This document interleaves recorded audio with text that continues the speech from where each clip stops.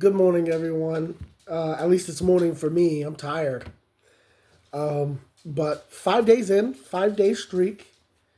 Today I'm going to be reading chapters 8 and 9 of Genesis. 9 is pretty darn long that I can see. Pretty long. But we're going to get to it. For those who are just joining, the goal is to get through this entire Bible. I'm sure that many of us have heard preachers or heard YouTube influencers or heard someone in our lives like try to explain the Bible to us. Well, I'm going straight to the source, cutting out the middleman, going straight to the source. So let's get right into this chapter 8, chapter 9. And yesterday, just for context, yesterday the chapter 7 ended with the flood. It said the waters flooded the earth for 150 days. So that is where chapter 7 ended. Let's get into chapter 8. So chapter 8 says, "But God remembered Noah and all the wild animals and the livestock that were with him in the ark, and he had sent a wind over the earth, and the waters receded. Now the springs of the deep and the flooded gates of heaven had been closed, and the rain had stopped falling from the sky. The water receded steadily from the earth. At the end of the 150 days, the water had gone down. In the 17th day of the seventh month, the ark came to rest on the mountain of Ararat. The waters continued to recede until the 10th month, and on the first day of the 10th month, the tops of the mountains became visible. After 40 days, Noah opened a window he had made in the ark. He had sent out a raven, and it kept flying back and forth until the water had dried up from the earth.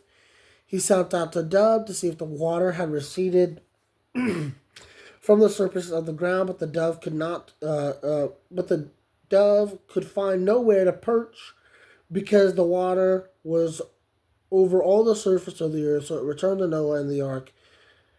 He reached out his hand and took a dove and brought it back to himself in the ark. He waited 7 more days, and again he sent the dove from the ark. When the dove returned to him in the evening, there in its beak was a freshly plucked olive leaf. Then Noah knew that the water had receded from the earth. He waited 7 more days and sent a dove out again, but this time it did not return to him. By the first day of the month, by the first day of the first month of Noah's 601st year, the water had dried up from the earth. Noah had removed the covering from the ark and saw that the surface of the ground was dry. By the 27th day of the second month, the earth was completely dry. Then God said to Noah, "Come out of the ark, you and your wife and your sons and their wives. Bring out every kind of living creature that is with you, the birds, the animals, the creatures that move along the ground, so that they can multiply on the earth and be fruitful and increase in numbers." So Noah came out together with his sons and his wife and his sons' wives.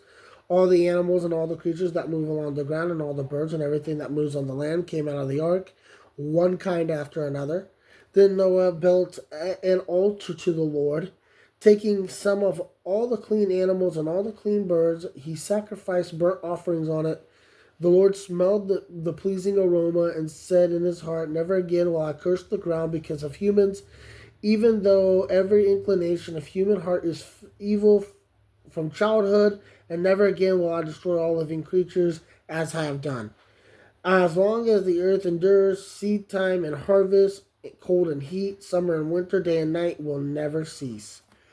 So I'm gonna stop right there. Yesterday, I had mentioned when I was going through this portion, or at least the portion before here, that I am not a believer in the flood, and I hold faith strong to that.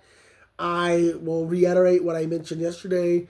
It mentions the flood being higher than the highest mountains. And I want you to put your faith aside for a moment. Just put that aside for a second, and think about Mount Everest. You truly believe that there was water on the earth higher than Mount Everest, and there's no physical signs, there's no historical evidence of something like that? The water was so high it covered Mount Everest. So I don't believe in any of that. I just personally don't. And it says, God's never going to kill everybody on earth again. Um, I'm pretty sure that's supposed to happen later on, but I might be wrong. I thought that's what a revelation was all about, is wiping us out because we're just so terrible. But you made us. We're a reflection of you. So what does that say about God, right? What does that say about him? So chapter 9, it says, the covenant with Noah, God's covenant with Noah. Then God blessed Noah and his sons, saying to them, be fruitful and increase in number and fill the earth. The fear and dread you will fall of you will fall on all the beasts of the earth, and all the birds of the sky, on every creature that moves along the ground, and every fish in the sea. They are given into your hands. Everything that lives and moves will be food for you. Just as I gave you green plants, I now give you everything. But you must not eat the meat that has lifeblood still in it. And for your lifeblood, I will surely demand an accounting. I demand an accounting from every animal and from each human being too. I will demand an accounting for the life of another human being. Whoever sheds human blood by humans shall their blood be shed. For in the image of God, God has made mankind. As for you, be fruitful and increase in number, multiply on the earth and increase upon it. Moving on. Then God said to Noah and to his sons with him, I now establish my covenant with you and with your descendants after you, and with every living creature that was with you, the birds, the livestock, and all the wild things, and all those that came out of the ark with you, every living creature on the earth. I establish my covenant with you. Never again will all life be destroyed by the waters of a flood. Never again will there be a flood to destroy the earth. Well, again, I don't personally think there was a flood just to destroy the earth from the get-go, right? I don't believe that there ever was a flood. So that this covenant doesn't really mean anything to me. Then God said, this is a sign of the covenant I am making between me and you, and every living creature with you, a covenant for all generations to come. I have set my rainbow in the clouds, and it will become the sign of the covenant between me and the earth. So let's stop right there. Like, we all know that rainbows are a byproduct of natural phenomenon. So, for example, light hits water vapor or water particles or water crystals in the air, whatever you would like to say, and as it filters through those water particles, it splits into the 7 things that we know as the rainbow, the 7 colors we know as the rainbow. So, no, I don't see the rainbow as a sign from God. I just don't. I think I can't. I refuse to explain natural phenomenon as some kind of gift. So, or a covenant sign symbol. Whenever I bring clouds over the earth and rain appears in the clouds, I will remember my covenant between me and you and all living creatures and of every kind. Never again will the waters become a flood to destroy all life.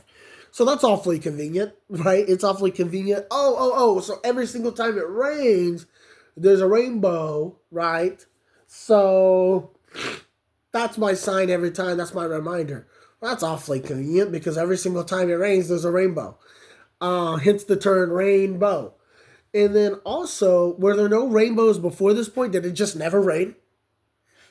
Did it just never rain? That's what I'm talking about right there. That's what I'm talking about right there.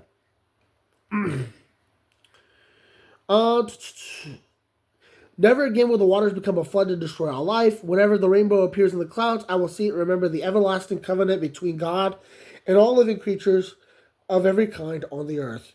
So God said to Noah, this is my sign of the new covenant I have established between me and all life on earth.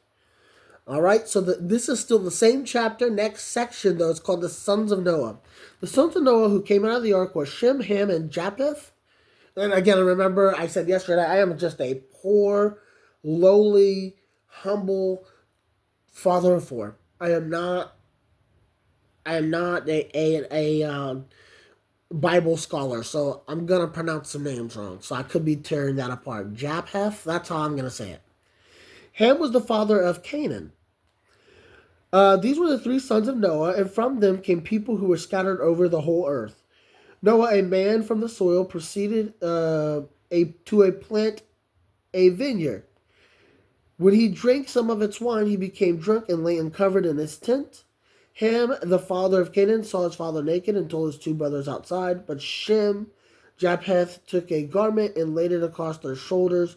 When they walked in, then they walked in backward and covered their father's naked body.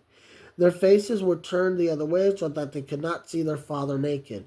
When Noah awoke from his wine and found out that what his youngest had done to him, he said, "Cursed be Canaan, the lowest of slaves.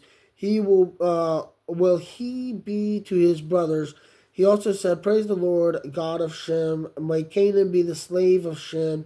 May God extend Japheth's territory. May Japheth live in the tents of Shem, and may Canaan be a slave of Japheth." After the flood, Noah lived 350 years. Noah lived a total of 950 years, and then he died. So that finishes this chapter. I kind of want to talk about the sons of Noah part where he sees his son. No, his son sees him naked, and he condemns him to slavery. That's pretty intense. Now, I've heard that this is a euphemism for Ham, or was it Ham? Yeah, Ham seeing his, or being with Noah's wife. But that's not stated at all, right? I've heard that before, and I'm not going to get into the specifics. I could have misunderstood what was being told to me, but this seems pretty extreme for me walking in and seeing you naked and telling my brothers, "I saw Dad naked." So you condemn me to slavery? So, but again, I've heard this in the context of Ham sleeping with Noah's wife. Again, this being a metaphor or analogy, or I really don't know. I really don't know. So I'm going to leave it there. That finishes chapter 9. I'll say this one wasn't as exciting as other chapters. These two today. They're mostly a follow-up concluding the Noah story. And I'm going to call it there today, only about a 12 to 13 minute video, which isn't too shabby. I want to say thank you to those who are watching 5 days in. So this completes a work week. I'm feeling really good. I'm feeling very confident. I want to keep this trend going. I'm even going to go into the weekend. Now my kids will be here, so it's going to be a little bit harder to do without, without drawing their attention, drawing their unwanted attention. But I'm not going to get into all that. I hope you all have a blessed weekend. I'm going to continue this. Hopefully, my goal is to get at least 50 subscribers by the end of the year. That way, I can actually stream these on YouTube from my phone. I didn't know that. I didn't know that you had to have 50 subscribers to stream. So, the more you know. But I'm going to go ahead and call it. I hope you all have a blessed day. Follow up if you like the video. Please like, share, subscribe, and I'll be back tomorrow.